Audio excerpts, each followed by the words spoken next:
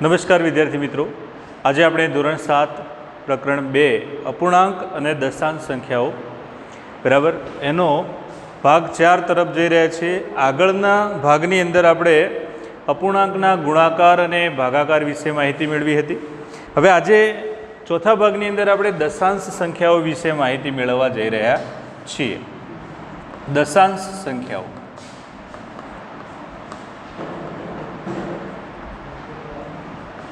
तो ધોરણ 5 અને ધોરણ 6 ની અંદર આપણે દશાંશ સંખ્યાઓ વિશે માહિતી મેળવી છે। જેવી કે દશાંશ સંખ્યાઓ એટલે શું, આપણને પહેલા પ્રશ્ન થાય તો જે સંખ્યાઓ અપૂર્ણાંક સ્વરૂપે હોય અને એનો છેદ જે છે 10, 100, 1000 કે 10,000 હોય તો એવા અપૂર્ણાંકને આપણે દશાંશ સંખ્યાઓ સ્વરૂપે ઓળખીએ છીએ। ઉદાહરણ તરીકે આપણે લઈએ કેટલીક સંખ્યાઓ હોય કે 35 દશાંશ, તો એને દશાંશ સ્વરૂપે કઈ રીતે લખી શકાય? તો જ્યારે આપણે દશાંશ સ્વરૂપે લખવાનો પ્રયત્ન કરી રહ્યા હોઈએ છીએ ત્યારે એને જમણી બાજુથી દશાંશ છે, દશાંશને 1 0 હોય છે, જમણી બાજુથી એક એકમ દશાંશ ચિહ્નને ખસેડીએ છીએ એટલે આપણે એને લખી શકીએ છીએ 3.5। એટલે ધ્યાન રાખીશું, કોઈ પણ પૂર્ણ સંખ્યા છે, દાખલા તરીકે આપણી પાસે 25 એકલી સંખ્યા છે, 25ના નીચે છેદમાં 1 છે, તેનો અર્થ એવો છે કે 25 જે છે એનું દશાંશ ચિહ્ન 25ના પછી હોય છે એટલે આપણે 25ને 25.0 પણ લખી શકીએ છીએ। બીજી જોઈએ એવી તો બીજી કેટલીક સંખ્યાઓ હોય, દાખલા તરીકે 47 શતાંશ, 47 ભાગ્યા 100, તો એને દશાંશ સ્વરૂપે કઈ રીતે લખી શકાય? તો આપણે સૌથી પહેલાં જોઈએ કે 100ની અંદર 2 શૂન્ય હોય છે બરાબર, તો 47ને આપણે જમણી બાજુથી 2 દશાંશ ચિહ્ન ખસેડીશું તો આપણે લખી શકીએ 7 પછી 4 પછી 2 દશાંશ ચિહ્ન આપણે વચ્ચે મૂકીશું 4ના પહેલાં અને આગળ કોઈ નવી અંક નથી, કોઈ નવો અંક નથી તો આપણે એની જગ્યાએ 0 લખી શકીએ છીએ। એવી જ રીતે આપણી પાસે બીજી સંખ્યા છે 2345 ભાગ્યા 1000, તો આને દશાંશ સ્વરૂપે કઈ રીતે લખી શકાય? તો એને આપણે લખી શકીએ છીએ કે 1000ની અંદર સહસ્ત્રાંશ કહીએ છીએ તો 1000ની અંદર આપણે 3 શૂન્યો છે તો જમણી બાજુથી 3 એકમ દશાંશ ચિહ્નને ખસેડી અને આપણે લખીશું તો લખીશું 2.345 સહસ્ત્રાંશ એટલે કે 2.345 સહસ્ત્રાંશ પણ કહી શકીએ છીએ। તો આ બધું આપણે ધોરણ 5 અને 6 ની અંદર ભણી ચૂક્યા છીએ। આજે આપણે જઈ રહ્યા છીએ આપેલી જે દશાંશ સંખ્યા છે એનું વિસ્તૃત સ્વરૂપ કેવી રીતે દર્શાવી શકાય। તો આપણી પાસે એક સંખ્યા આપેલી છે 253.417। હવે આપણે પહેલા પ્રકરણની અંદર આપણે વિસ્તૃત સ્વરૂપ વિશે માહિતી મેળવી હતી કે દરેક અંક જે છે ચોક્કસ સ્થાન કિંમતે હોય છે, સ્થાન ઉપર હોય છે અને એના આધારે એની સ્થાન કિંમત આપણે લખતા હોઈએ છીએ। તો અહીંયા વચ્ચે જે છે એને આપણે દશાંશ ચિહ્ન કહીએ છીએ।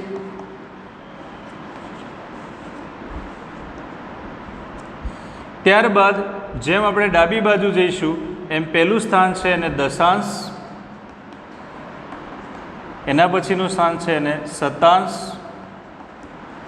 અને એના પછીનું જે સ્થાન છે એને સહસ્ત્રાંશ કહીએ છીએ। ત્યારબાદ જેમ આપણે ડાબી બાજુ જઈશું તેમ દશાંશ ચિહ્નથી પહેલું સ્થાન એને એકમ, દશક અને 100, આ રીતે આપણે દરેક અંકનું સ્થાન દર્શાવીએ છીએ। તો જ્યારે વિસ્તૃત સ્વરૂપ દર્શાવવાનું હોય છે ત્યારે આપેલા દરેક અંકને તેના સ્થાન સાથે ગુણી અને બધી જ સંખ્યાઓનો સરવાળો કરવાનો હોય છે। તો અહીંયા આપણે લખી શકીએ કે 2 એ કયા સ્થાન ઉપર છે?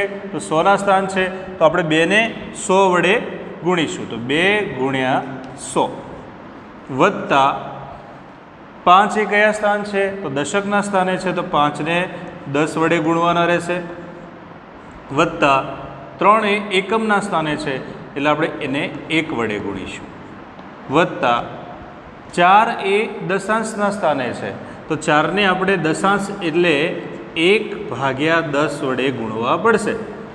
આગળ 1 એ શતાંશના સ્થાને છે તો 1ને 1 સોયાંશ વડે એટલે કે 1/100 વત્તા અહીંયા 7 એ સહસ્ત્રાંશના સ્થાને છે, તો 7ને 1 સહસ્ત્રાંશ વડે ગુણવાના હોય છે. તો આ રીતે આપેલી સંખ્યાનું વિસ્તૃત સ્વરૂપ આપણે લખી શકીએ છીએ. અથવા ઘણીવાર એવું પણ પૂછાય કે વિસ્તૃત સ્વરૂપ આપેલું હોય તો એના ઉપરથી સંખ્યા કેવી રીતે બને. તો આપણે જોવાનું કે 100ના સ્થાને કઈ સંખ્યા છે, દશકના સ્થાને કઈ સંખ્યા છે, એકમના સ્થાને કઈ સંખ્યા છે, દશાંશના સ્થાને કઈ સંખ્યા છે, શતાંશના સ્થાને અને સહસ્ત્રાંશના સ્થાને કઈ સંખ્યા છે. એ સંખ્યાઓને જ્યારે આપણે ભેગી કરીએ છીએ ત્યારે આપણને સંખ્યા પ્રાપ્ત થાય છે. કેટલીક વાર એવું પણ બને કે વચ્ચેની સંખ્યા આપણને ના આપેલી હોય, અહીંયા શતાંશ હોય પણ દશાંશ ન હોય, સીધું એકમનું સ્થાન હોય, તો આપણે દશાંશના સ્થાને 0 લખી શકીએ છીએ. એવી જ રીતે દશાંશની કિંમત આપેલી હોય, શતાંશની ના હોય, સહસ્ત્રાંશની હોય, તો શતાંશના સ્થાને 0 લખે. એટલે કે જે સ્થાન ઉપર સંખ્યા ન આપેલી હોય તે આપણે 0 લખી શકીએ છીએ. અને આ રીતે આપણે સંખ્યા બનાવવાનો પ્રયત્ન કરીએ છીએ.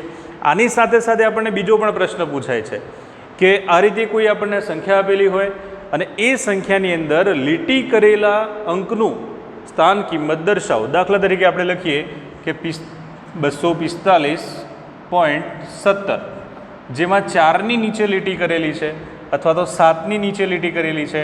આપેલ લીટી કરેલા અંકની સ્થાન કિંમત લખો.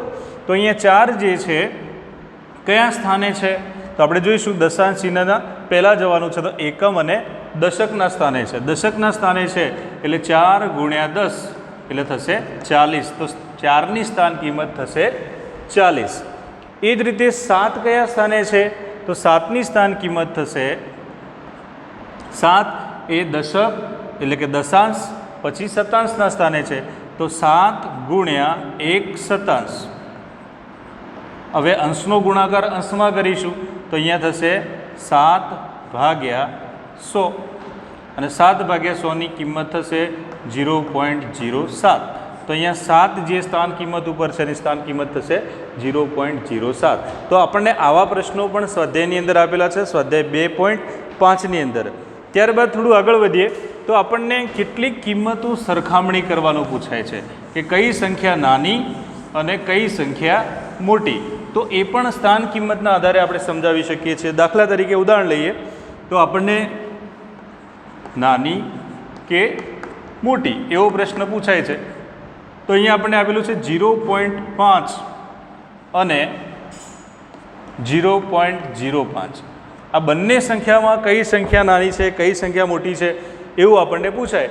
તો સૌથી પહેલાં બંનેના દશાંશ ચિહ્ન આપણે જોઈ લઈએ. તો અહીંયા 0.5 છે, અહીંયા 0.05 છે. હવે દશાંશ ચિહ્નના પહેલાંની જે સંખ્યા પૂર્ણાંક છે એને આપણે જોઈએ તો બંનેમાં પૂર્ણાંક સંખ્યાઓ કેવી છે, સરખી છે. બરાબર. ત્યારબાદ દશાંશ ચિહ્ન પછીની સંખ્યા કઈ છે, તો અહીંયા દશાંશના સ્થાને 5 છે અને અહીંયા દશાંશના સ્થાને 0 છે. તો આપણે હવે જોઈશું કે 5 મોટા કે 0 મોટા. તો આપણે ચોક્કસ કહી શકીએ છીએ કે 5 એ મોટા છે. માટે આપણે કહી શકીએ કે આપેલી બંને સંખ્યાઓમાંથી એટલે કે 0.5 જે છે એ મોટી સંખ્યા છે કોના કરતાં, 0.05 કરતાં. તો આ રીતે બે સંખ્યાઓની આપણે સરખામણી કરી શકીએ છીએ. કેટલીક વાર આપણને એવું આવેલું હોય, દાખલા તરીકે અહીંયા લખીએ કે 1.3 અને 1.30. આ બંનેમાંથી કઈ સંખ્યા નાની છે અને કઈ સંખ્યા મોટી છે. તો આપણે જોઈએ કે બંનેના પૂર્ણાંક જે છે સરખા છે, બંનેના દશાંશના ભાગે કિંમત પણ કેવી છે, સરખી છે. પરંતુ અહીંયા શતાંશના સ્થાને કોઈ સંખ્યા છે ને અહીંયા શતાંશના સ્થાને કેટલા છે, 0 છે. તો અહીંયા આપણે પાછળને 0 લખી શકીએ છીએ. તો 0 લખી શકીએ છીએ એનો અર્થ એવો થાય છે કે બંને સંખ્યાઓની કિંમત એટલે કે 1.3 ઇઝ ઇક્વલ ટુ 1.30. બંનેની કિંમતો સરખી છે. તો જ્યારે પણ બે સંખ્યાઓની સરખામણી કરતા હોઈએ તો સૌપ્રથમ પહેલાં એના પૂર્ણાંક તપાસવા. જો પૂર્ણાંક સરખા હોય તો એના પછી દશાંશનો જે ભાગ છે એ તપાસવો. એમાં દશાંશના સ્થાને કઈ કિંમત છે એ જોવાની, પછી શતાંશના સ્થાને કઈ કિંમત છે એ જોવાની, અને પછી સહસ્ત્રાંશ હોય તો એને તપાસીને આપણે કહી શકીએ કે બંનેમાંથી કઈ સંખ્યા મોટી છે. હવે આગળ જોઈએ. હવે આપણને કેટલાક આપણે આગળ છઠ્ઠા ધોરણની અંદર શીખી ગયા છીએ કેટલાક એકમો, અને એ એકમોની પાયાની માહિતી આપણને ખબર હોવી જોઈએ. દાખલા તરીકે એકમો વિશે ચર્ચા કરીએ. એકમોનું રૂપાંતર. આ મુદ્દો આપણે છઠ્ઠા ધોરણની અંદર વિજ્ઞાન અને ગણિત બંનેની અંદર ભણી ગયા છીએ. દાખલા તરીકે તમને પૂછવામાં આવે કે 1 સેમી બરાબર ખાલી જગ્યા મિલીમીટર. તો 1 સેન્ટીમીટર આપણે જે માપપટ્ટી જોઈએ છીએ તો માપપટ્ટીની અંદર 0 થી 1ની વચ્ચે કેટલા કાપા હોય છે? તો આપણે કહી શકીએ છીએ કે 10 કાપા હોય છે. તો એના આધારે કહેવાય કે 1 સેમી બરાબર 10 મિલીમીટર થાય છે. તો એનાથી થોડું આગળ લઈએ કે 1 મીટર બરાબર ખાલી જગ્યા સેમી એટલે કે સેન્ટીમીટર. 1 મીટરમાં કેટલા સેન્ટીમીટર હોય છે? તો 100 સેન્ટીમીટર હોય છે. એનાથી થોડા આગળ જઈએ કે 1 કિલોમીટર એટલે કે 1 કિમી એમાં કેટલા મીટર હોય છે? તો 1 કિમીની અંદર 1000 મીટર હોય છે. આ તો આપણે વાત કરી સેમી, કિલોમીટર, મીટરની. એના સિવાય પણ બીજા એકમો આપણને પૂછાય છે. દાખલા તરીકે 1 લીટર બરાબર ખાલી જગ્યા મિલીલીટર. તો 1 લીટરની અંદર 1000 મિલીલીટર હોય છે. એના સિવાય બીજા એકમો પણ પૂછાય છે કે 1 કિલોગ્રામ એટલે કે 1 કિગ્રા બરાબર ખાલી જગ્યા ગ્રામ. તો 1 કિલોગ્રામની અંદર 1000 ગ્રામ રહેલા હોય છે. તો આ જે બધા એકમો અહીંયા આપણે દર્શાવેલા છે બરાબર, એ એકમોના આધારે દશાંશ સંખ્યાઓનું રૂપાંતરણ પૂછાય છે. આ પાયાની માહિતી છે. જો આ આવડતી હશે તો એકમોનું રૂપાંતર આપણે કરી શકીશું. જો એ નહીં આવડે બરાબર તો આપણે આગળ કરી શકીશું નહીં. એક બીજો એકમ છે પૈસાનો બરાબર, કે 1 રૂપિયો બરાબર ખાલી જગ્યા પૈસા. તો 1 રૂપિયો બરાબર 100 પૈસા. તો આ બધા જ એકમો જે છે એનું આપણે આગળ જોઈએ તો આપણને પહેલો પ્રશ્ન આપેલો છે કે 7 પૈસા, ઉદાહરણ 7 પૈસા બરાબર ખાલી જગ્યા રૂપિયા. તો આપણે જાણીએ છીએ કે 1 રૂપિયો બરાબર કેટલા પૈસા છે? 100 પૈસા. તો અહીંયા પૈસાને જ્યારે રૂપિયામાં રૂપાંતરિત કરવા હોય ત્યારે એને 100 વડે ભાગવા પડે. તો અહીંયા 7 ભાગ્યા 100 બરાબર. તો 7 ભાગ્યા 100 જ્યારે આપણે કરીએ છીએ ત્યારે દશાંશ સંખ્યા એની બને છે 0.07. તો આપણે કહી શકીએ કે 7 પૈસા બરાબર 0.07 રૂપિયા કહી શકાય છે. જો આને બીજી રીતે પણ આપણે કહેવું હોય તો આપણે કરી શકીએ છીએ કે 100 પૈસા બરાબર 1 રૂપિયો પદ મૂકીને ગણવો હોય તો 7 પૈસા બરાબર કેટલા રૂપિયા, અને એ રીતે પદ મૂકીને આ રીતે ભાગાકાર કરી અને સંખ્યા મેળવી શકીએ છીએ. એના પછી આપણને બીજું પૂછાય છે કે આવું આવું કે 7 રૂપિયા અને 7 પૈસા બરાબર ખાલી જગ્યા રૂપિયા. હવે ધ્યાન રાખીશું જ્યારે અહીંયા રૂપિયામાં ફેરવવાના છે અને પહેલેથી જ રૂપિયા આપેલા છે તો જે રૂપિયા છે એ પૂર્ણાંક સ્વરૂપે લેવાના થશે. અથવા બીજી રીતે ગણવું હોય તો 7 રૂપિયા એટલે કેટલા પૈસા થાય? તો 700 પૈસા થાય, વત્તા બીજા 7 પૈસા એટલે કુલ થશે 707 પૈસા. હવે આ જે 707 પૈસા મળ્યા છે એને આપણે રૂપિયામાં રૂપાંતરિત કરવા છે. તો આપણે વાત કરી કે રૂપિયામાં જ્યારે રૂપાંતરિત કરવા હોય ત્યારે 100 વડે ભાગવા પડે. તો 707ને આપણે 100 વડે જ્યારે ભાગીએ છીએ ત્યારે આપણને જવાબ મળશે 7.07 રૂપિયા. તો વિદ્યાર્થી મિત્રો, આ આપણે પૈસા અને રૂપિયાની વાત કરી. આ રીતે આપણને દરેક પ્રકારના એકમો પૂછાઈ શકે છે. બીજું એક આગળ ઉદાહરણ લઈએ તો સેમી અને મીટરની અંદર પૂછાય. જોઈએ પ્રશ્ન પૂછાય કે 5 સેમીને મીટર અને કિલોમીટરમાં ફેરવો.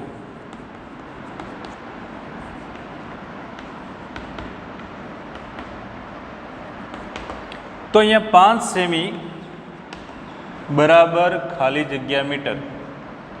બીજો પ્રશ્ન થશે 5 સેમી બરાબર ખાલી જગ્યા કિમી. બરાબર. તો તો પહેલાં આપણે જોઈએ કે 5 સેમીના મીટર કેટલા થાય છે. તો આપણે વાત કરી કે પહેલાં આપણે જોવું પડે કે 1 મીટર એટલે કેટલા સેમી. તો 1 મીટર બરાબર 100 સેમી થાય છે. તો એનો અર્થ એવો છે કે સેમીને મીટરમાં ફેરવવા માટે 100 વડે ભાગવા પડે. તો 5ને 100 વડે ભાગો તો આપણો જવાબ મળશે 0.05. આપણે વાત કરી કે 2 શૂન્યો છે તો દશાંશ ચિહ્ન પછી 2 અંક રહેવા જોઈએ. 5ની આગળ કોઈ અંક નથી તો આપણે શૂન્ય મૂકીએ છીએ. હવે બીજો પ્રશ્ન છે કે 5 સેમી બરાબર કેટલા કિલોમીટર. હવે સેમીને કિલોમીટરમાં ફેરવવા છે બરાબર. તો સેમીને કિલોમીટરમાં ફેરવવા માટે મીટર અને સેમીનો ગુણાકાર કરવો પડે. એટલે 1000 ગુણ્યા 100 એટલે 1 લાખ થશે.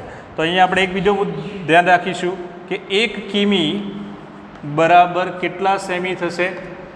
તો 1 કિમી બરાબર 1000 મીટર તો થાય જ છે ગુણ્યા બીજા 100 સેમી, કારણ કે 1 મીટર બરાબર 100 સેમી થાય. તો બંનેનો ગુણાકાર થઈને મળશે આપણને સંખ્યા કે 1 કિમી બરાબર 1 લાખ સેમી થાય છે. તો એનો અર્થ એવો છે 1 કિમી બરાબર 1 લાખ સેમી. તો સેમીને કિલોમીટરમાં ફેરવવા માટે 1 લાખ વડે ભાગવા પડે. તો અહીંયા 5 ભાગ્યા 1 લાખ કરવા પડશે. તો અહીંયા આપણે 1 લાખ કરીએ છીએ. તો 1 લાખની અંદર 5 શૂન્યો છે. તો આપણા અંકની અંદર દશાંશ ચિહ્ન પછી 5 અંકો હોવા જોઈએ. તો 1 2 3 4 અને 5મો અંક જે છે એ 5 પોતે છે બરાબર. તો 5 અંકો થઈ ગયા તો આપણે લખી શકીએ 0.00005 બરાબર, જે આપણો કિલોમીટર કહી શકીએ છીએ. તો આ રીતે આપણને એકમોનું રૂપાંતરણ પૂછાતું હોય છે બરાબર. વિસ્તૃત સ્વરૂપ પણ પૂછાઈ શકે. હવે આપણે આગળ જોઈએ તો આ એકમો સિવાય આપણને સામાન્ય રીતે દાખલા પણ પૂછાતા હોય છે કે જે સરવાળા બાદબાકીની ક્રિયા બરાબર કેવી રીતે પૂછાય.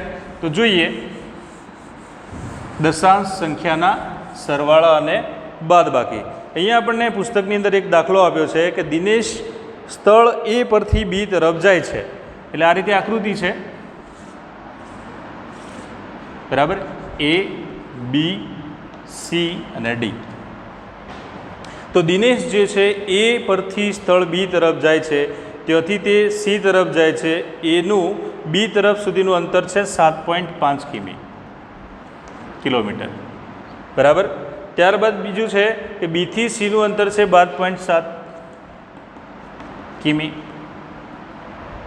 ત્યારબાદ છે અયુબ સ્થળ એ પરથી ડી પર તરફ જાય છે.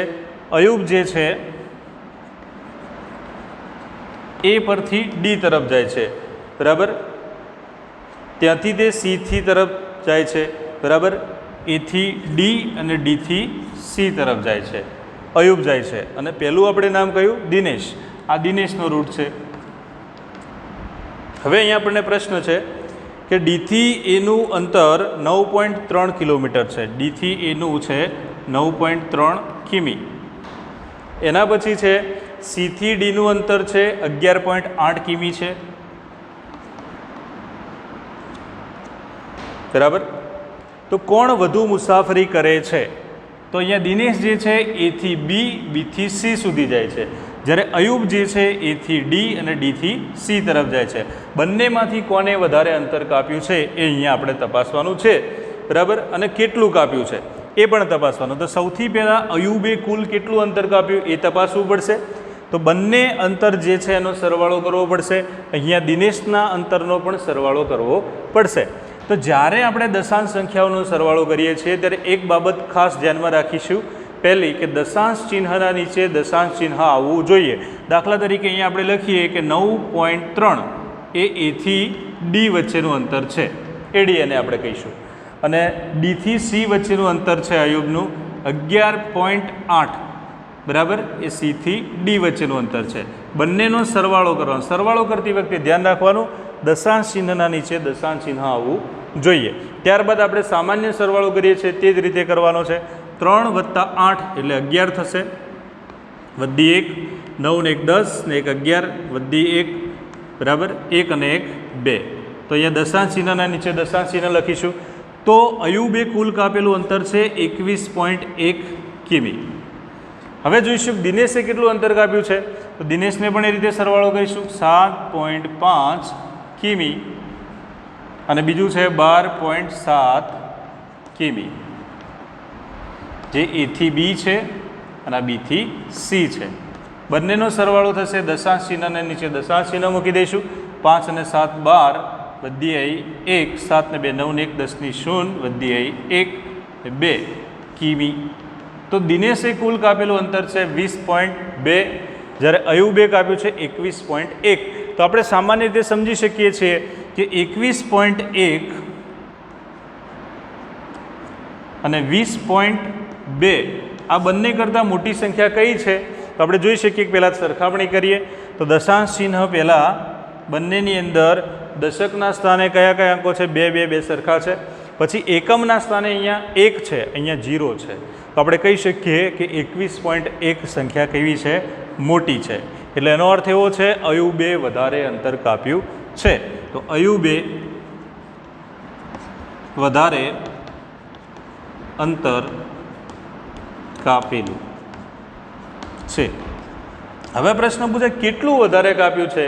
તો જ્યારે કેટલું વધારે કાપ્યું છે એવું શોધવાનું હોય તો બંનેનો તફાવત એટલે કે બાદબાકી શોધવી જરૂરી છે.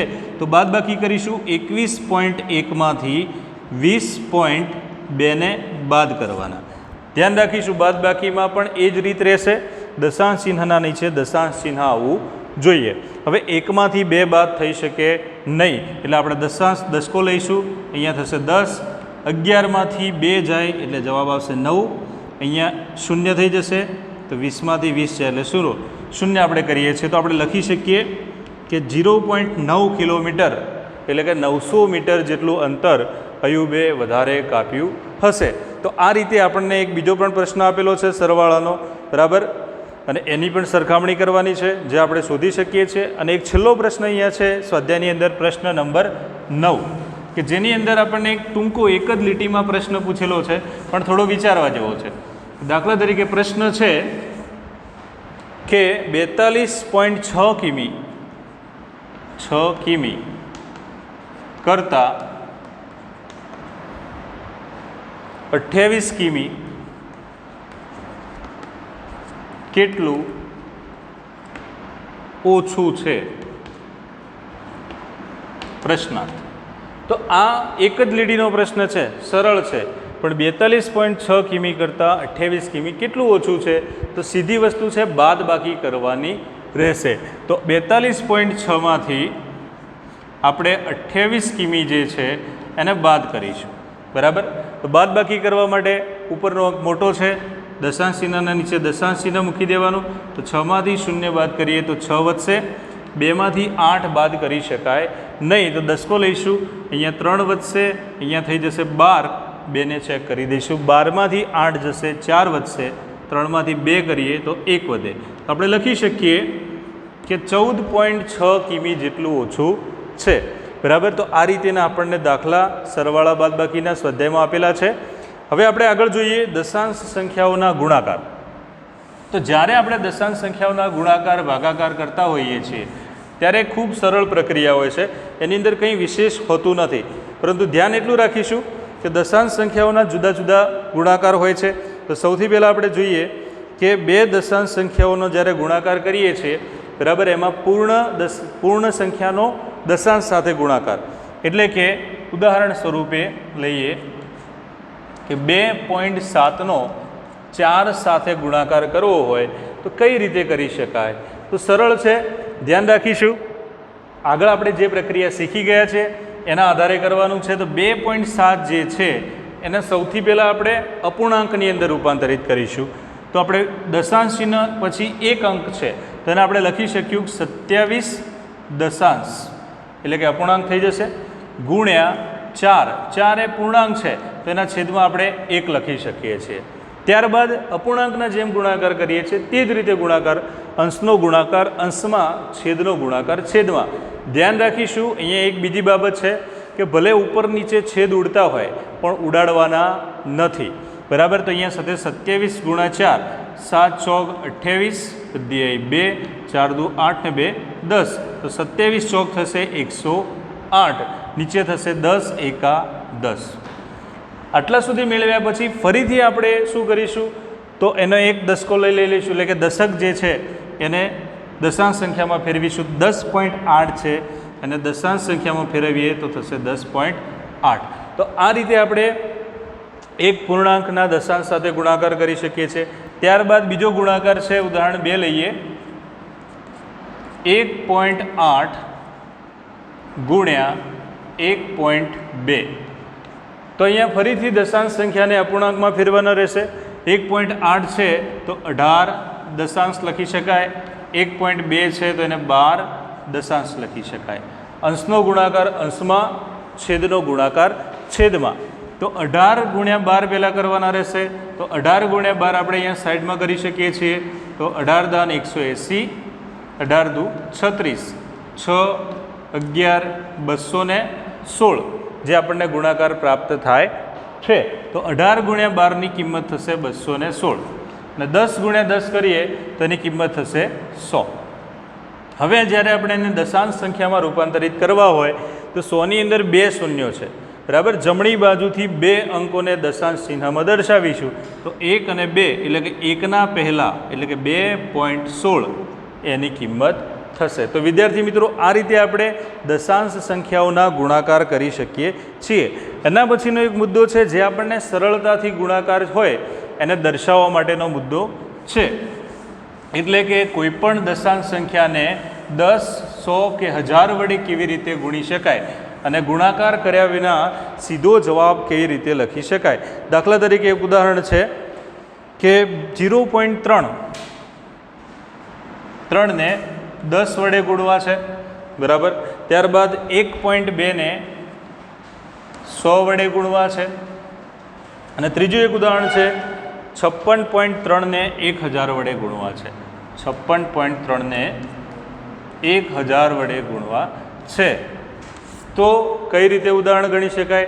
તો સીધી વસ્તુ છે, જો તમે ગુણાકાર સ્વરૂપે ગણો છો તો આપણે લખીએ કે 3 દશાંશ ગુણ્યા 10. તો અહીંયા 10ના છેદમાં 1 છે, ઉપર નીચે 10 10 સરખા છે. તમે એને 30 ભાગ્યા 10 લખશો, બરાબર. 1 1 શૂન્ય ઉડી જશે તો જવાબ રહેશે આપણો 3. અને સીધી રીતે જો લખવું હોય તો કોઈ પણ દશાંશ સંખ્યાને જ્યારે 10 વડે ગુણીએ છીએ તો એ સંખ્યા એક દશાંશ સ્થળ જમણી બાજુ ખસે છે, બરાબર. તો જમણી બાજુ ખસે એટલે આપણો જવાબ કેટલો થઈ ગયો? 3 થઈ ગયો. જો 2 અંક વડે ગુણીએ તો દશાંશ ચિહ્ન 2 અંક જમણી બાજુ ખસે છે એટલે 1 2. હવે 2ની પાછળ કોઈ અંક નથી તો આપણે લખી શકીએ, નવો અંક ઉમેરી શકીએ 0. તો આપણો જવાબ રહેશે 120, જેનો આપણે ગુણાકાર કરીને પણ આપણે જોઈ શકીએ છીએ કેવી રીતે થાય, બરાબર. તો 12 દશાંશ ગુણ્યા 100, અહીંયા 1 1 શૂન્ય કેન્સલ, 12 દાન 120. આ રીતે દર્શાવી શકીએ છીએ. ત્રીજું છે કે જ્યારે દશાંશ ચિહ્ન 3 અંક પાછળ ખસે છે, 3 પાછળ કંઈ નથી તો 2 શૂન્ય ઉમેરી દઈશું તો એનો સીધો જવાબ થાય 563. એની પાછળ 2 શૂન્ય, બરાબર. તો જવાબ થશે 56300. કેવી રીતે મળી શકે જોઈએ તો અહીંયા 56 એટલે 563 ભાગ્યા 10 ગુણ્યા 1000. 1 1 શૂન્ય કેન્સલ થઈ જાય તો 563 અને 2 શૂન્ય લગાવો તો 56300. આ રીતે આપણે દશાંશ સંખ્યાઓના સીધા ગુણાકાર કરી શકીએ છીએ. તો ધ્યાન રાખીશું, જ્યારે કોઈ પણ દશાંશ સંખ્યાને 10, 100 કે 1000 વડે ગુણીએ છીએ, જ્યારે 10 વડે ગુણીએ છીએ ત્યારે એક દશાંશ સ્થળ જમણી બાજુ ખસે છે, 100 વડે ગુણીએ તો 2 દશાંશ સ્થળ ખસે છે જમણી બાજુ, અને 1000 વડે ગુણીએ તો 3 દશાંશ સ્થળ જમણી બાજુ ખસે છે. તો આ રીતે આપણે દશાંશ સંખ્યાઓના ગુણાકાર કરી શકીએ છીએ, જેના માટેને આપણને કેટલાક દાખલા આપેલા છે, બરાબર. સ્વાધ્યાય 2.6ની અંદર જેનો પ્રયત્ન તમારે કરવાનો રહેશે. આગળનો મુદ્દો છે કે દશાંશ સંખ્યાઓના ભાગાકાર, બરાબર. તો સૌથી પહેલાં આપણે સરળ થઈ શકે એવા એટલે કે ભાગાકારની ક્રિયા સમજી લઈએ, બરાબર. અને ત્યારબાદ 10, 100 અને 1000 વડે ભાગાકાર કઈ રીતે કરી શકાય તે જાણી લઈએ. તો આપણને પહેલાં આપ્યું છે કે 10, 100 અને 1000 વડે થતા ભાગાકાર. તો પહેલો મુદ્દો છે એનો જવાબ 235.4 ભાગ્યા 10. હવે આપણે જોયું કે ગુણાકારની અંદર દશાંશ સ્થળ હતું, એક સ્ટેપ જમણી બાજુ ખસે છે. તો ભાગાકારની અંદર એનું ઉલટું હોય છે. આપણું જે દશાંશ સ્થળ છે 10 વડે ભાગીએ તો એક સ્ટેપ ડાબી બાજુ ખસશે. તો આપણે એનો સીધો જવાબ લખી શકીએ છીએ 23.54, બરાબર. પરંતુ એ કેવી રીતે આવ્યા? જો એને સાબિત કરવું હોય તો આપણે લખી શકીએ કે 235.4 છે ને અપૂર્ણાંકમાં ફેરવીએ તો 2354 ભાગ્યા 10 બરાબર. અહીંયા ભાગાકાર છે ભાગ્યા 10 છે. હવે આપણે આગળ જોયું હતું અપૂર્ણાંકની અંદર કે અપૂર્ણાંકના જ્યારે ભાગાકાર કરીએ છીએ તો ભાગાકારની જગ્યાએ ગુણાકારનું ચિહ્ન થાય છે અને ભાગાકારના ચિહ્ન પછીનો વ્યસ્ત લખીએ છીએ એટલે 10નો વ્યસ્ત થશે 1 ભાગ્યા 10 એટલે 2354 ભાગ્યા 10 ગુણ્યા 1 દશાંશ. આ 10નો વ્યસ્ત થશે 1 દશાંશ. હવે અંશનો ગુણાકાર અંશમાં, છેદનો ગુણાકાર છેદમાં એટલે થશે 2354 ભાગ્યા 100 અને 100 છે એટલે 2 દશાંશ ચિહ્ન કાપીશું તો જવાબ આવશે 23.54. તો જે આપણે પહેલાં લખી દીધો હતો બરાબર. તો આ રીતે આપણે 100 અને 1000 વડે પણ ગુણી શકીએ છીએ. જેમ કે આપણને ફરીથી સંખ્યા આપી છે 235.4 ને 100 વડે ગુણો, એ જ રીતે 235.4 ને 1000 વડે ગુણો. તો આપણે સીધો જવાબ લખી શકીએ છીએ. 10 હોય તો 1 દશાંશ સ્થળ ડાબી બાજુ ખસે છે, 100 હોય તો 2 દશાંશ સ્થળ ખસેડીશું તો એનો જવાબ આવશે 2.35 એટલે કે 2.354. એવી જ રીતે 3 હોય તો 3 એકમ ખસશે તો 1, 2 અને 3 એકમ ખસશે તો જવાબ આવશે 0.2354 સહસ્ત્રાંશ. તો આ રીતે આપણે જવાબ લખી શકીએ છીએ. આગળ જોઈએ તો જ્યારે આપણને ભાગાકારમાં એક દશાંશ સંખ્યા હોય અને એક પૂર્ણ સંખ્યા હોય તો એનો ભાગાકાર કઈ રીતે કરી શકાય એ જોઈએ. તો પહેલું એક ઉદાહરણ લઈએ બરાબર કે જ્યારે કોઈ દશાંશ સંખ્યાનો પૂર્ણ સંખ્યા સાથે ભાગાકાર કરવાનો હોય તો કઈ રીતે થઈ શકે. ઉદાહરણ છે 35.7 ભાગ્યા 3. 35.7 ભાગ્યા 3. તો આપણે કહ્યું એ પ્રમાણે સૌથી પહેલાં એને અપૂર્ણાંકમાં રૂપાંતરિત કરી દઈશું એટલે અહીંયા થશે 357 ભાગ્યા 10. અહીંયા ભાગાકારનું ચિહ્ન છે, અહીંયા 3 છે. હવે જ્યારે ભાગાકારનું ચિહ્ન છે તો ભાગાકાર સીધો આપણે કરી શકતા નથી. ભાગાકારને ગુણાકારમાં રૂપાંતરિત કરવાના હોય છે એટલે આપણે લખીશું 357 ભાગ્યા 10 એમના એમ રાખીશું. ભાગાકારની જગ્યાએ ગુણાકારનું ચિહ્ન કરીશું, 3નો વ્યસ્ત લખીશું તો 3નો વ્યસ્ત થશે 1 ભાગ્યા 3. હવે 357 અને 1 બરાબર એનો આપણે ભાગાકાર કરીશું. 357 ભાગ્યા 3નો 3 એકા 3, 3માંથી 3 જાય તો 0 વધશે, ઉપરથી ઉતાર્યા 5, 3 એકા 3, ઉપરથી ઉતાર્યા 7 બરાબર, 3 નવા 27. જવાબ આવ્યો 0, 0 શેષ મળે છે.